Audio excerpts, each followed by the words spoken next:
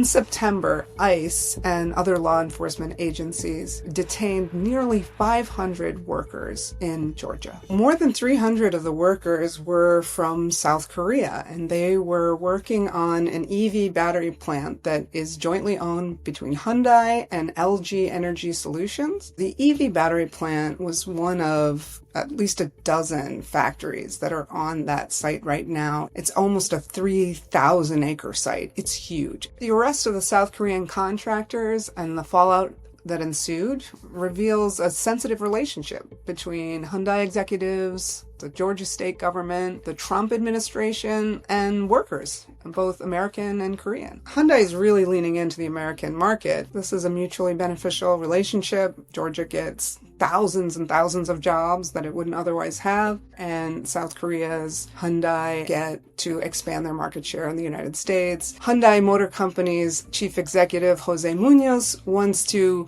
increase the number of cars that are being made in the United States. Right now, 40% of cars that are sold in the United States are actually made here. And by 2030, they want that to be 80%. People like Governor Brian Kemp of Georgia are really invested in this project. This was the largest economic development project in state history. But the factory has had, at times, a rocky relationship with the people of Elabel. There's a lot of concern about the rural character being lost. People say, we'll never work for this car plant because it's a foreign company, and it'll always be a foreign company. In Korea, average people have been completely shocked by the treatment of the South Korean workers. Labor unions in South Korea have called on Hyundai and LG to stop investing in the United States. People were treated like criminals, that they were handcuffed, filmed them, and then they shared that film globally. It was such a shock. These South Korean technicians